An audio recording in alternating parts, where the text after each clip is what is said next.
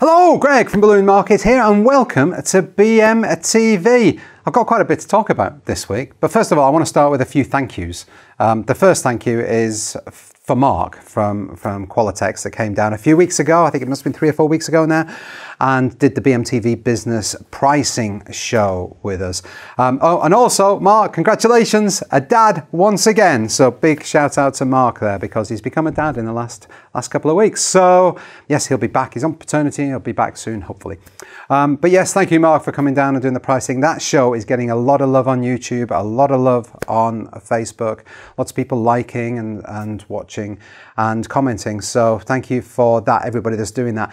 The pricing, it really is a big thing, and what we wanted to, we've been talking about doing that show for quite a while. What we wanted to do was really give people the confidence to charge what they should be charging, because as an example, imagine if the whole industry, a 3-balloon bunch, latex bunch of balloons, if the minimum was $12.99, that was the minimum that anybody ever charged. And then some people had charged $22.99 or whatever, but the minimum was $12.99. There's nobody charging $6.99 or anything like that. Minimum was $12.99. Well, then that would be the norm. So if we can get to that stage as an industry, it helps everybody. And really what we were trying to show is that a lot of people are charged too little. They don't take into consideration their time. And it was really a discussion around that and what you can do, and some tips around, particularly if you've just started out in the industry, how to price your service, how to price your products. And we obviously introduced the interactive pricing tool, which you can download. We'll put a link down below. You can download that from the website. And that basically, that was the job costing form that you might have seen in the industry for years. Mark showed me that. We looked at that.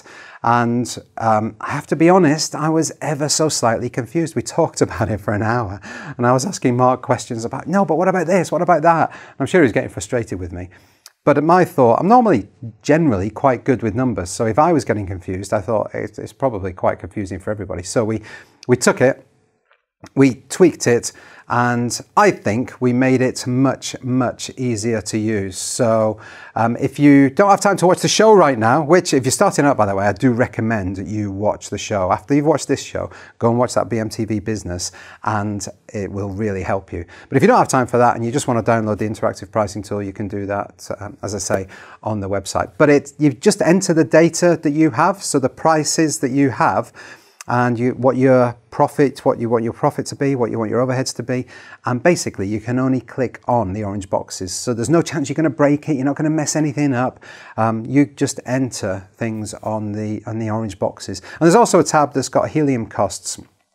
And it's basically looking at the cost of, you enter in the cost of your helium, so what you pay for helium, and then it works out the different types of balloons, how many balloons you get in a cylinder, and what it would cost you.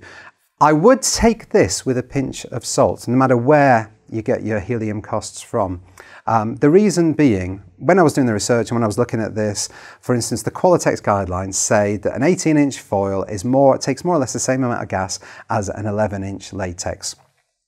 And more or less, just a tiny, tiny little bit different. However, some of the gas manufacturers, they're saying that you get considerably more latex balloons at 11 inches out of a cylinder than you would 18-inch foils. So I've taken the probably conservative route, and I've looked at the price. What would the more expensive price be? So the guidelines you see on that tab are probably going to be slightly different to what other manufacturers might say. But always add a pinch of salt to it. You know, I think you've got to allow for that. But anyway, still a useful tool, that tab, but the pricing tool itself, that's really where the gold is. That's really where it's helping you decide what it is you should be charging for your services. So yeah, go and take a look at that. Right, the other people I want to say thank you to well, Rob and I hit the road a few weeks ago. Yes, we had a bit of a road trip. We went up to Cheshunt to the Qualitex Q Tour. Great day out. It was a nice sunny day. The traffic wasn't too bad on the M25, and we went there. And I just want to say thank you to Michelle, to Anna, to all the Qualitex team, and to Alberto Falcone that was there training. He did an interview with us as well. You see that in the next few weeks. And yeah, it was just a great day. And of course, thank you to everybody that was brave enough to get in front of the camera. I know some of you were a little bit nervous about getting in front of the camera. You did a great job. Those of you that were less nervous, you also did a great job, but it was really, really nice to be up there. And Michelle, thank you so much for shoving a microphone in my hand and making me stand up in front of everybody. I've not done that for many, many years. So that was a bit of fun there as well. The purpose of it really, why Rob and I were there, it was to get people to understand the importance of training and how training is an investment, not a cost. I think a lot of people, particularly when starting out, it's like, oh, it's a cost. I can't really afford that. But it's not. It's an investment. You're investing in you. You have those skills and you can use that to charge more, to create different sort of things that you weren't able to create before you did the training. I'll give you an example. I met 3 ladies up there from the Mad Hatters. Hello, Mad Hatters. And they've got a business already. It's nursery business. They've got 50 employees, very successful, and they have decided to get into balloons. Now, they're not just, oh, we'll do the odd balloon here and there. Oh, no. That was their 3rd training. They'd been in the business 8 weeks on that day, and it was their 3rd training course. They'd been there for the 2 days. We were there the 2nd day. They'd been there the first day. Alberto was doing his thing. They bought all of Alberto's DVDs, and you think they'd watch them when they got home. No, they went to Tesco and bought a DVD player to plug into the telly in the hotel to watch those DVDs. I mean, that is really full on wanting to learn, and I'm sure they've probably applied that knowledge already. It's a true investment. It's an investment in you. It's an investment in your business. It's not a cost. Effectively, what would happen is the cost of that would be swallowed up by your first few jobs and you've got the training for free. So that's what we're trying to say, really, is wherever you do your training, training is a good thing. And again, it's making the industry more professional. To give you another example, the most successful people that are in this industry as balloon decorators are the people that recognize that and they keep retraining. There was a lady there called Lucy Hennessy. Hello, Lucy. She has been in the industry for many years, but she is actually a trainer herself. You might have been on some of the Qualitex courses. She's a trainer, an independent trainer for Qualitex, and she was on this course learning. You never stop learning. The best in the industry, they recognize that, they keep on learning, and that's why they become the best in the industry. So yeah, have a look at that show if you've not watched it.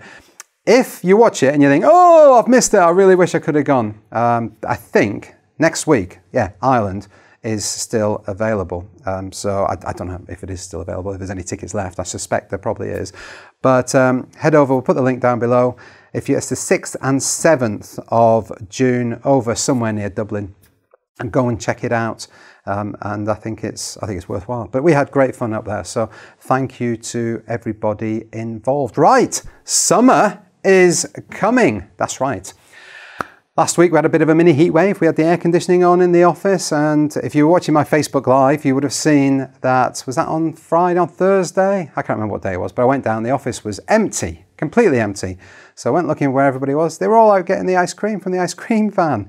So yeah, might be a bit odd. If ever you've been on the phone to us and you hear the ice cream van, you might think, oh, do they work at home? No, the ice cream van comes here to the industrial estate. And anyway, did a Facebook Live, and everybody was out there getting an ice cream, so it was very, very hot. However, it's cooled down a little bit today, as you can see. I'm wearing a sweater. Is it a sweater? Or is it a jumper? Or is it a pullover? Well, let's find out. Let's try something. A little bit of an experiment here. This won't work on Facebook, so if you're watching on Facebook, I apologize. It is on YouTube. It may not work on some mobiles. So a poll is going to appear somewhere here, just for fun.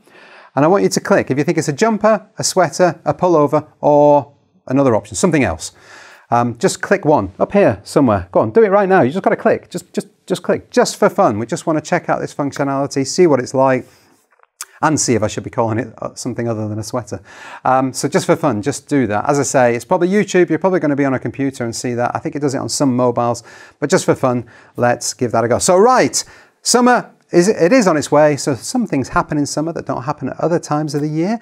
And one of those things is school fetes, summer fetes, fairs like that. And so we were at one yesterday, actually, in a place called Hythe.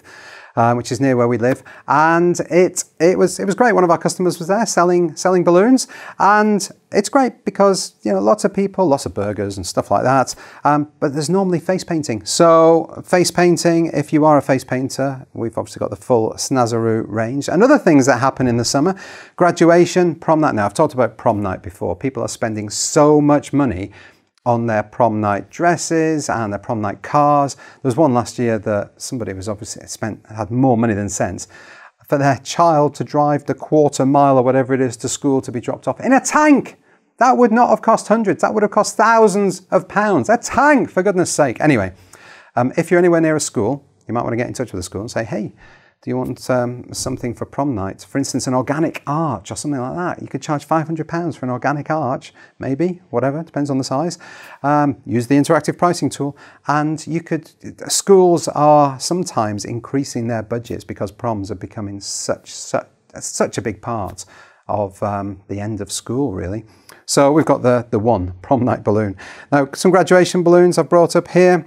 Graduation mortarboard ribbon and graduation confetti there as well. And also the end of the year best teacher balloons. I talked about it a few weeks ago, how the shops like Tesco and places like that on that last day of term, they run out of all the cards, they run out of chocolates, they run out of everything.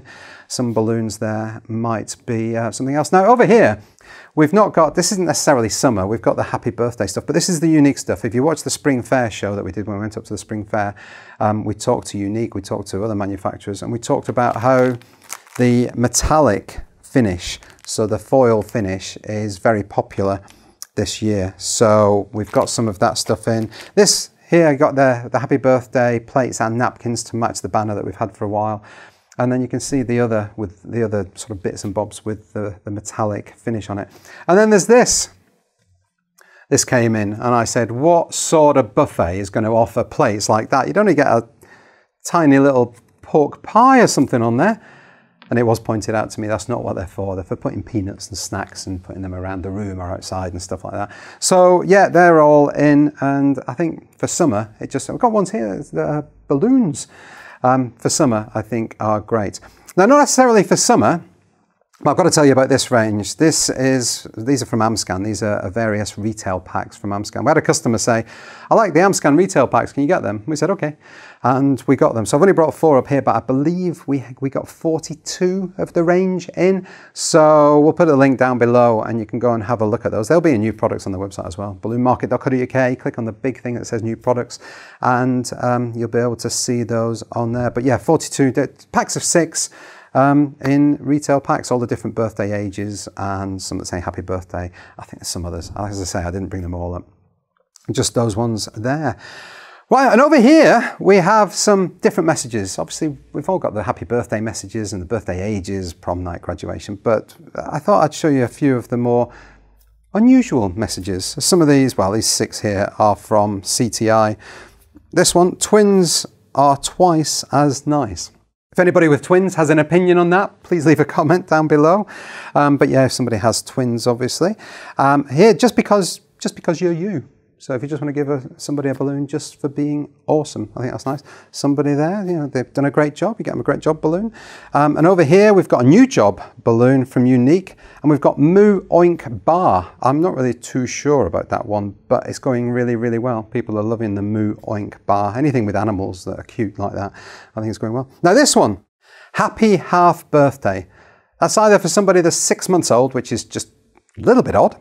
But I think I know what this is for. Our daughter was born in December. We've got friends whose daughter was born on Christmas Day. Now what happens? Their birthdays just get lost really in all the Christmas celebrations and they're sad.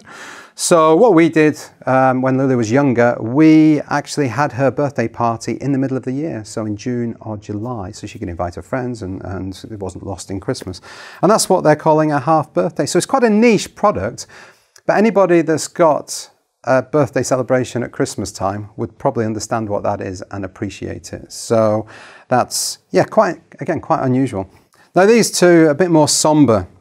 They are for if somebody's passed away, or I guess this one could be if somebody is sick and they're not going to get better. Our thoughts and prayers are with you, and that one's smiling angels watching over you. So sometimes it's hard in that situation if you know somebody that's just passed away and their family left behind, or somebody that hasn't got much time left. It's just an uncomfortable situation, and maybe that would help convey how you feel without actually having to say it. I don't know.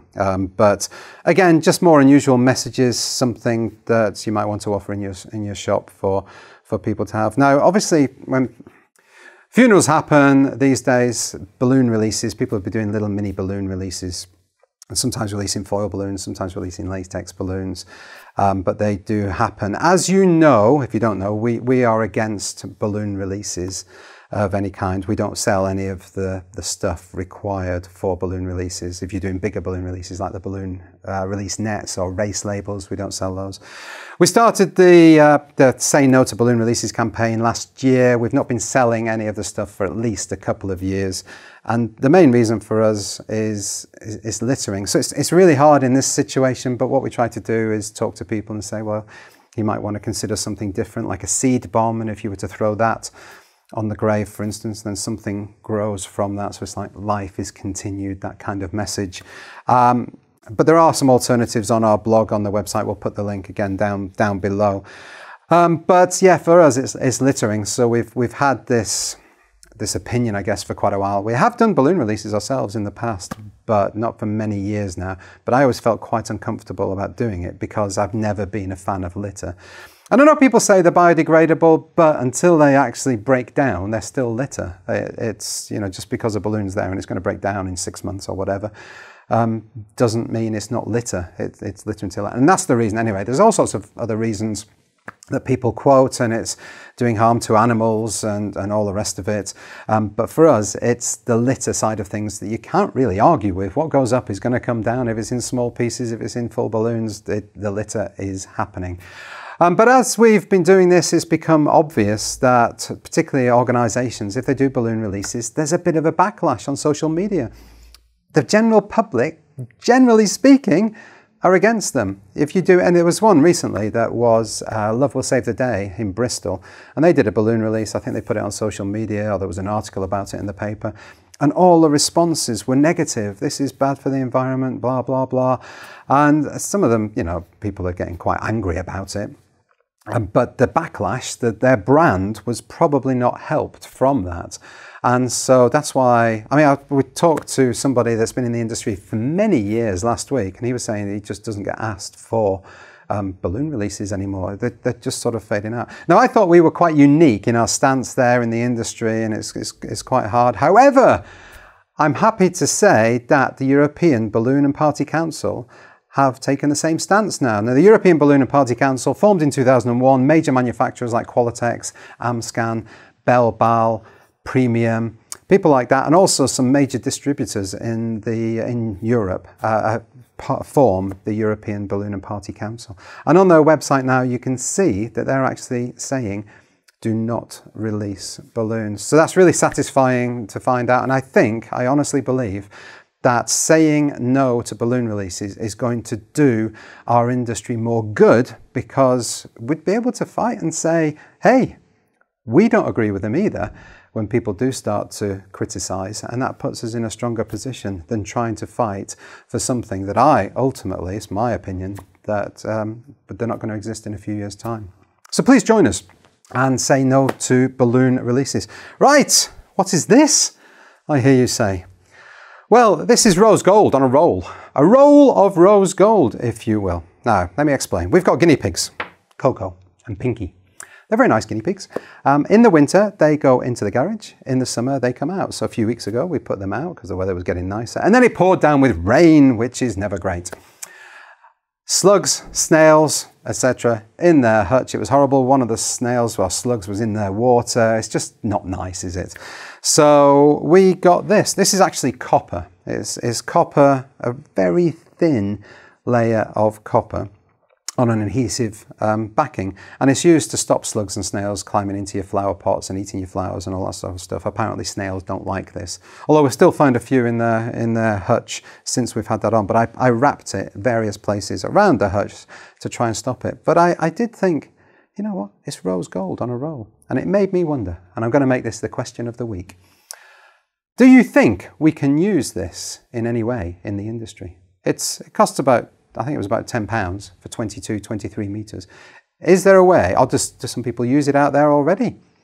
Is there a way you think we as an industry can use this rose gold on a roll? Please leave your comments down below on Facebook and on YouTube. That's it from me this week. Thank you so much for watching. Thank you for subscribing. And next week, we've got a bit of a treat for you. Yes, you'll see the trailer soon. Thanks for watching. See you soon. Bye-bye.